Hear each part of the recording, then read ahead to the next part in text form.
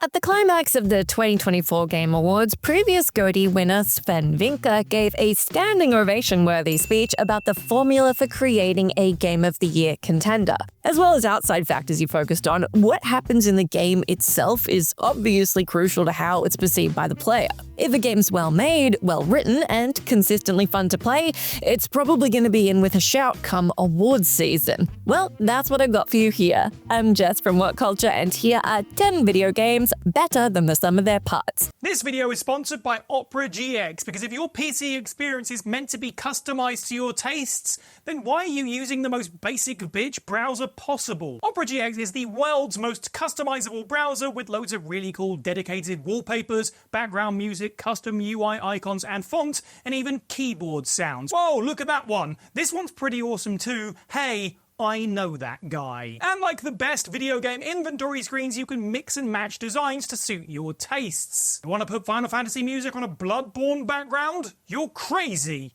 But we won't judge you. Take the upgrade and import your save from another browser in seconds, bringing all of your bookmarks, history, and cookies with you into a whole new world where you're in total control. The video pop-out feature means you can keep watching that guide on where to find every last collectible whilst browsing the internet, and the built-in RAM limiter means Opera will only ever use as much processing power as you let it, meaning you can keep gaming without it sounding like your PC is about to take off into space. Download Opera GX for free via the link in the description today to find out for yourself how fucking awesome it is. Did I just swear? Probably, I don't know. That's how cool this is.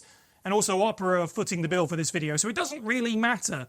Thanks, Opera GX.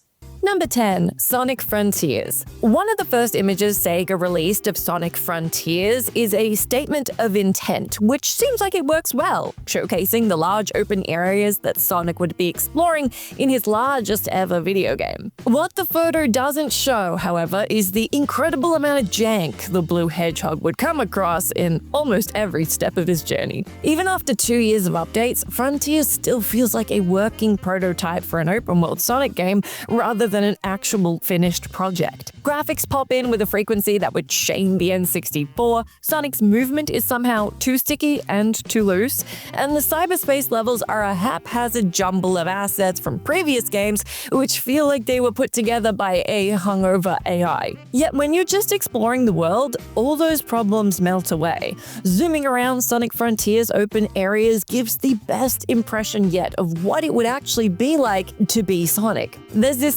simple, pure joy in just bombing across the map at ludicrous speeds. It's perfect podcast gaming, something you can switch on and enjoy the vibes to while your brain learns about the agricultural yield of 1970s Kentucky. As a game, Frontiers is a buggy, frustrating mess, but as an experience, it's utterly compelling. Number 9. Nier. The original Nier felt like a cult classic the instant that it launched in 2010. Unpolished, ugly, but absolutely bursting with so much creativity that you loved it in spite of itself. Having said that, there are times it feels like Nier is daring you to even just tolerate it, let alone love it. Even the recent remake couldn't paper over its really glaring cracks, the bland open world, the tedious dungeons, and the achingly slow introduction. This is a game that hides its charms well, but once you fall for them, you're rewarded with an experience you'll still be raving about 15 years later. Nier is a game of moments that transcend the rote gameplay that surrounds them. The thrilling battle against Jack of Hearts is still the best giant boss fight in any game that isn't Shadow of the Colossus, according to this author. The Resident Evil homage in Emil's Mansion, as well as the surreal visual novel segment, are just a handful of Nier's greatest hits, with each level, boss, and plot point further enhanced by a soundtrack that deserved to turn composer Keiichi Okabe into a household name. It's Nier's moments of magic that will stick with you after you've put down the controller for the very last time, and they're worth every second of mundane temple trudging and simplistic button-bashing combat. Number 8. Fallout New Vegas. Fallout New Vegas is beige, greyish. It's brown and grey, and that's about it, as far as the eye can see. It's fair to say Fallout New Vegas isn't winning any awards for visuals, or indeed gameplay, as New Vegas's combat is as clunky and unsatisfying as you'd expect from an RPG developer's first attempt at making a game where you shoot things in first person. Someone should really come up with a name for those. Yet despite those drawbacks, New Vegas is routinely championed as the best Fallout game, and with good cause. New Vegas is a staggeringly generous RPG, which only Baldur's Gate 3 has subsequently surpassed in terms of open-ended quest design. Seemingly every major and minor quest can be finished in a myriad of ways. And even your companions aren't safe from your poor decision-making. Sorry, Cass, how are we to know that arranging a face-to-face meeting with your guarded, heavily armed nemesis would end badly? Factor in some of Fallout's best ever quests, like Beyond the Beef, which is a particular highlight in writing and player choice, as well as the series' best ever main plotline, and you can see why so many players overlooked New Vegas's less than glamorous facade and settled in to experience the best show in town. Number 7. Deadly Premonition. There are some moments in video games you never forget. For Ian Taylor, who wrote this list, one of them was loading up Deadly Premonition on the Xbox 360, seeing the opening cutscene, and then thinking, good grief, did this start life as a launch title for the Dreamcast? Low poly trees, boxy cars, and protagonist Francis York's stretchy-faced character model gave the impression of a game that started development in the late 90s and wound up trapped in development hell for 10 years. That feeling does kind of persist in the game's opening act, a combat-heavy corridor crawl that feels like a programmer was told to copy-paste Resi 4, but was only given a grainy 20-second YouTube clip of Capcom's masterpiece to take inspo from. Yet once Deadly Premonition opens up and lets you explore its world,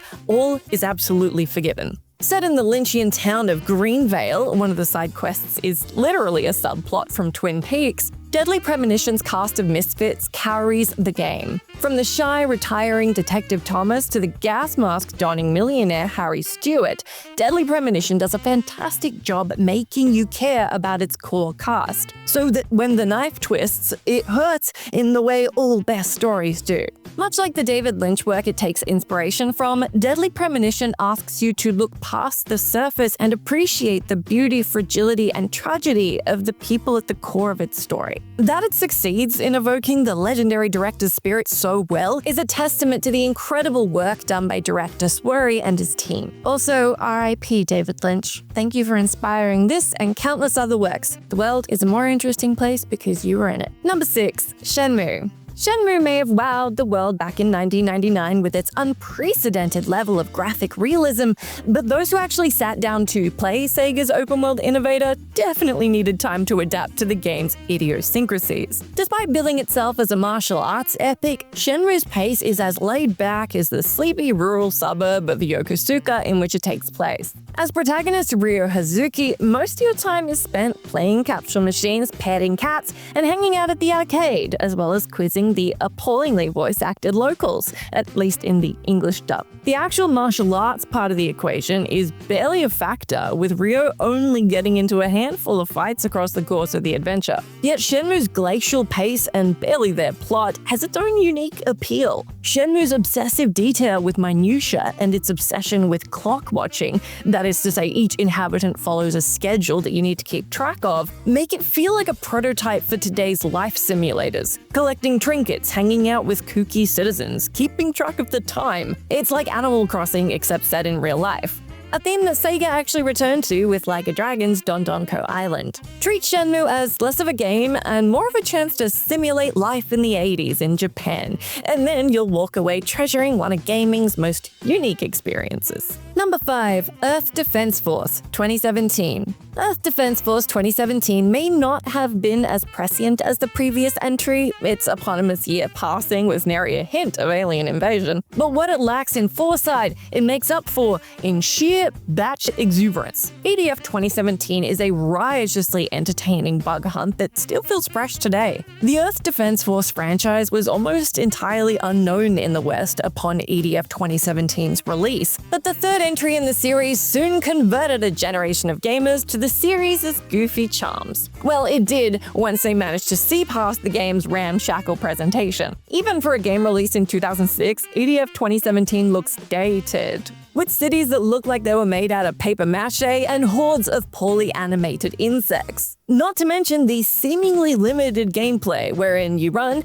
you gun, and that's pretty much all you do for the 53-mission campaign. But EDF 2017 succeeds by making a virtue of its limitations. Those paper mache cities are just as fragile as the building material they resemble, crumbling under fire to create wonderfully tactile battlegrounds, which sell the scale of the battles you engage in. The hordes of enemies might look crude, but that just means that the developers can cram dozens of the buggers on screen to rush you at any given moment. Although the campaign may be little more than blam blam kill kill, EDF 2017 does a great job of doling out different armaments and enemy types across the breadth of its campaign, creating an ever-increasing crescendo of ludicrous cartoon violence, which keeps you grinning from ear to ear. Number 4. Metal Gear Solid 2. Raiden's journey across the Big Shell, the offshore facility the majority of the game takes place in, is blighted by Kojima & Co.'s tendency to throw every idea they have into the game. Have the player wave a microphone around for ages to listen to a conversation? Go for it.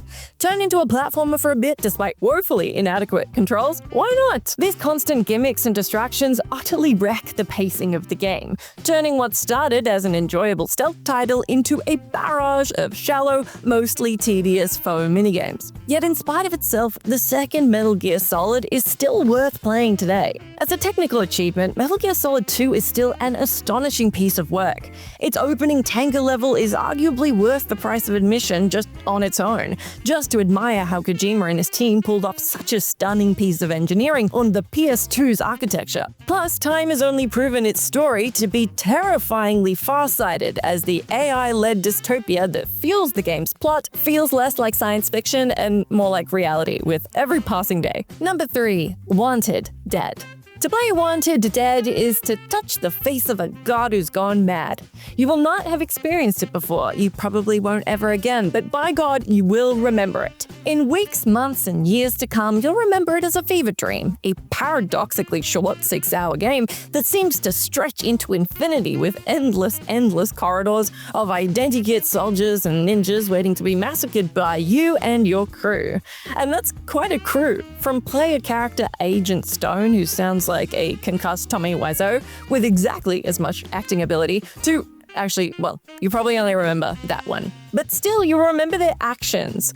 Putting in a bizarrely lengthy breakfast order, telling the world's most nonsensical joke in a lift, a tone-deaf rendition of 99 Luftballons, consuming endless bowls of ramen in an overly elaborate one-off minigame, conversing with seemingly important NPCs who then drop out of the plot as soon as they're introduced. Wanted Dead is terrible. Wanted Dead is also incredible. It cannot be recommended to anyone, but it should be played by everyone. You'll love it, you'll hate it, and wherever you end up with it, you'll absolutely not forget it. Number 2. The Elder Scrolls 4 Oblivion.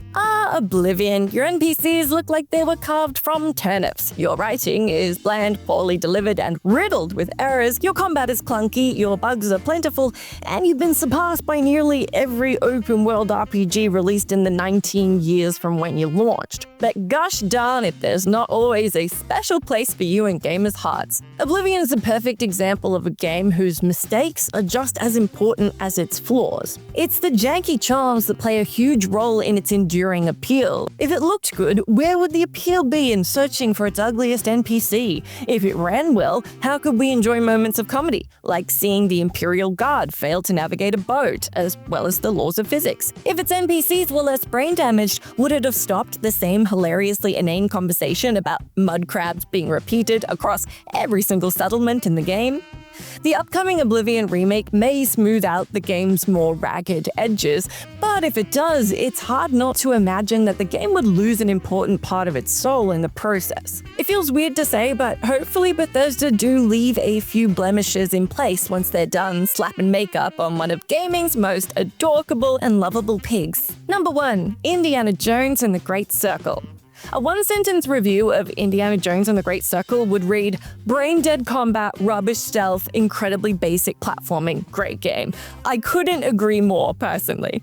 It's rare to play something that gets so many fundamentals wrong, but absolutely nails what it sets out to do. Even the imperfections feel like they're paying homage to one of cinema's most ramshackle heroes. After all, what could be more indie than constantly teetering on the brink of disaster only to somehow pull through? For every irritating stealth section or button-mashing brawl, The Great Circle pulls you back in with some trademark indie magic. Most obviously, Developers Machine Head Games chose an excellent selection of locations for Indiana's latest globe-trotting jaunt. From the corners of the Vatican to the jungles of Siam, it's a treat to just soak in the sights as you explore whichever corner of the globe that Jones's journey takes him in. Personally, having been to Thailand last year, Siam was incredible. Fortunately, the developers also made sure that the player has plenty to do other than play virtual tourist, though. There are a bevy of collectibles, satisfyingly difficult puzzles, and excellently written side quests that you can stumble upon. The latter in particular are aided by another of the game's saving graces, the beautifully acted and directed cutscenes held together by Troy Baker's Harrison Ford-approved performance as the titular grave robber. As a game, The Great Circle is fundamentally flawed, but as an experience, it's as striking and unforgettable as one of its title characters' smirking grins, and just as likely to melt your heart a little.